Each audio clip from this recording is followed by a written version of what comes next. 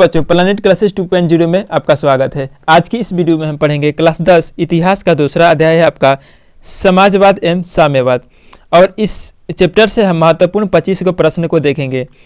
ठीक है, आप इस वीडियो को ध्यान से देखिएगा। तो चलिए शुरू करते हैं। आपका पहला प्रश्न है कि प्रथम इंटरनेशनल की बैठक हुई।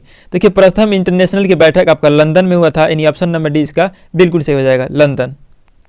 उसके बाद है दूसरा नंबर प्रश्न, और दूसरा नंबर प्रश्न में आपसे पूछ रहा है कि 1917 की पहली रूसी क्रांति को किस नाम से जाना जाता है। तो ये आप याद रखिएगा, जो 1917 की पहली रूसी क्रांति होता है उसको फरवरी की क्रांति के नाम से जाना जाता है, यानी ऑप्शन नंबर ए इसका बिल्कुल सही हो जाएगा। उसके बाद है आपका क्वेश्चन नंबर 3, और क्वेश्चन नंबर 3 में आपसे पूछ रहा है कि रूस की बोल्शेवी क्रांति का नेतृत्व किया। तो जो रूस का बोल्शेवी क्रांति था उसका नेतृत्व किए थे लेनिन जी, यानी ऑप्शन नंबर सी इसका बिल्कुल सही हो जाएगा, लेनिन। बोल्शेवी क्रांति पूछेगा तो लेनिन ने किया था, यानी ऑप्शन नंबर सी इसका बिल्कुल सही हो जाएगा। उसके बाद है आपका क्वेश्चन नंबर 4, और क्वेश्चन नंबर 4 में आपसे पूछ रहा है कि 1917 की रूसी क्रांति के समय किस जार का शासन था। देखिए, जार का मतलब सम्राट होता है, याद रखिएगा। तो 1917 की जो रूसी क्रांति हुआ था उस समय मतलब वहाँ का शासक कौन था।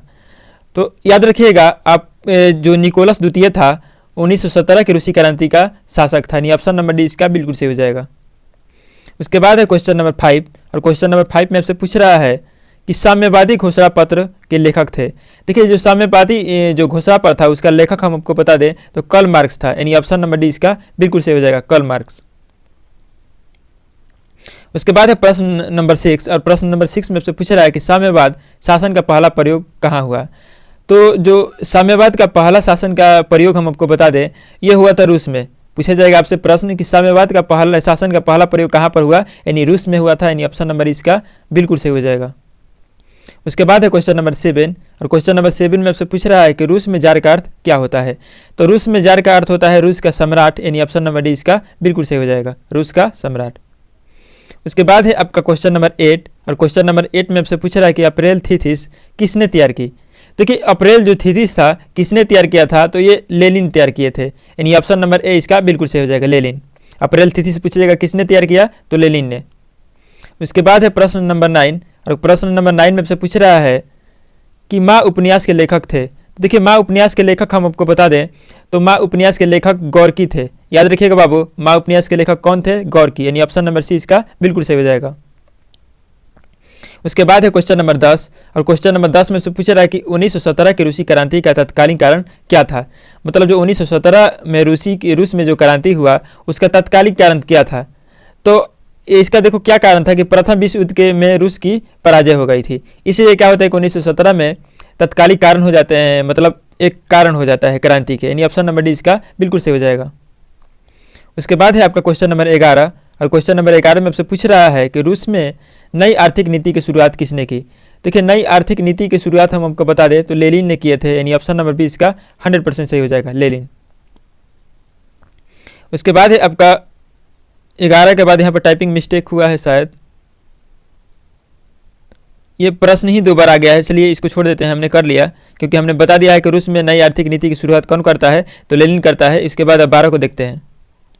देखिए, 12 नंबर प्रश्न है। 12 नंबर प्रश्न में आपसे पूछ रहा है कि चेका क्या था।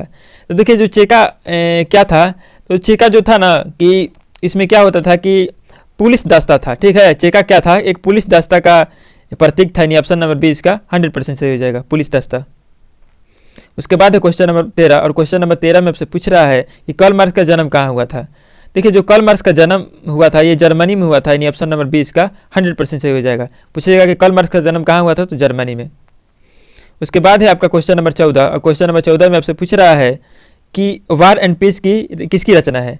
देखिए, जो वार एंड पीस है ये काफ़ी महत्वपूर्ण प्रश्न है और एग्जाम में बार बार पूछा भी गया है। वार एंड पीस किसकी रचना है, तो टॉल्स्टॉय की रचना है, यानी ऑप्शन नंबर बी इसका 100% सही हो जाएगा। वार एंड पीस किसकी रचना है, तो टॉल्स्टॉय की। उसके बाद है क्वेश्चन नंबर 15। क्वेश्चन नंबर 15 में आपसे पूछ रहा है कि बोल्शेवी क्रांति कब हुई। तो बोल्शेवी क्रांति हुआ था नवंबर 1917 में। बोल्शेवी क्रांति कब हुआ था, तो नवंबर 1917 में, यानी ऑप्शन नंबर 20 का 100% सही हो जाएगा। उस प्रश्न संख्या 16 है, और 16 में आपसे पूछ रहा है कि रूस में जार का अर्थ क्या होता है। तो देखिए, रूस में जार का अर्थ हम आपको बता दें तो रूस का सम्राट होता है, यानी ऑप्शन नंबर ए इसका बिल्कुल सही हो जाएगा, रूस का सम्राट। उसके बाद है क्वेश्चन नंबर 17, और क्वेश्चन नंबर 17 में हमसे पूछ रहा है कि कार्ल मार्क्स का जन्म कहाँ हुआ था। तो कार्ल मार्क्स का जन्म जर्मनी में हुआ था। ये क्वेश्चन हमने पहले ही कर चुके हैं। तो जो कार्ल मार्क्स का जन्म आपसे पूछेगा जब भी, तो जर्मनी याद रखिएगा, ऑप्शन नंबर 20 का 100% सही हो जाएगा। उसके बाद है क्वेश्चन नंबर 18। क्वेश्चन नंबर 18 में आपसे पूछ रहा है कि साम्यवादी शासन का पहला प्रयोग कहाँ हुआ। तो देखिए, जो साम्यवादी शासन का पहला प्रयोग हुआ था रूस में हुआ था, यानी ऑप्शन नंबर सी इसका बिल्कुल सही हो जाएगा, रूस।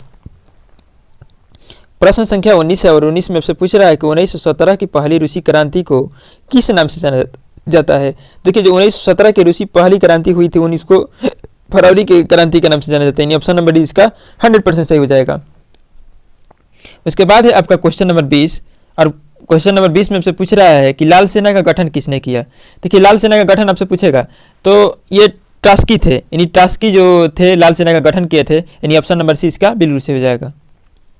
उसके बाद है क्वेश्चन नंबर 21। क्वेश्चन नंबर 21 में से पूछ रहा है कि वार एंड पीस पुस्तक की रचना किसने की। देखिए, वार एंड पीस पुस्तक की रचना आपसे पूछेगा तो याद रखिएगा कि जो वार एंड पीस पुस्तक है उसकी रचना टॉल्स्टॉय किए थे, यानी टॉल्स्टॉय, ऑप्शन नंबर 20 का 100% सही हो जाएगा, टॉल्स्टॉय। उसके बाद है क्वेश्चन नंबर 22, और क्वेश्चन नंबर 22 में से पूछ रहा है कि लेनिन की मृत्यु कब हुई। देखिए, लेनिन की मृत्यु आपसे पूछेगा तो 1924 में हुआ था, यानी ऑप्शन नंबर डी इसका 100% सही हो जाएगा। याद रखिएगा, लेनिन की मृत्यु जब भी पूछेगा तो 1924 याद रखिएगा। उसके बाद है प्रश्न संख्या 23। 23 में से पूछ रहा है कि बोल्शेविक क्रांति का नेतृत्व कौन किया। देखिए, बोल्शेविक क्रांति का नेतृत्व आपसे पूछेगा तो इसका बिल्कुल सही हो जाएगा आपका लेनिन। बोल्शेविक क्रांति का नेतृत्व किसने किया था, तो लेनिन किए थे, ऑप्शन नंबर 20 का 100% सही हो जाएगा। उसके बाद है क्वेश्चन नंबर 24, और क्वेश्चन नंबर 24 में से पूछ रहा है कि दुनिया के मजदूर एक हो, ठीक है, दुनिया के मजदूर एक हो, यह कथन किसका था। तो ये कार्ल मार्क्स का कथन था। वो चाहते थे कि जो दुनिया का मजदूर हो एक हो, यानी ऑप्शन नंबर 20 का 100% सही हो जाएगा। और क्वेश्चन नंबर 25 है, 25 में से पूछ रहा है कि वैज्ञानिक समाजवाद की अवधारणा का प्रतिपादन किसने किया। तो वैज्ञानिक समाजवाद की अवधारणा का प्रतिपादन आपका किए थे, उनका नाम है कार्ल मार्क्स, यानी ऑप्शन नंबर 20 का 100% सही हो जाएगा। कार्ल मार्क्स ने वैज्ञानिक समाजवाद की अवधारणा का प्रतिपादन किया। तो इसी में मतलब हमारा 25 क्वेश्चन था जो कि हमने पूरे कर लिए हैं। तो आपको आशा करता हूं कि यह वीडियो अच्छा लगा होगा, और अच्छा लगा होगा तो आप अपने दोस्तों में शेयर कीजिएगा। अगर आप हमारे चैनल पर नए हैं तो हमारे चैनल को सब्सक्राइब कीजिएगा और ज़्यादा से ज़्यादा इस वीडियो को फैलाइएगा। चलिए, धन्यवाद।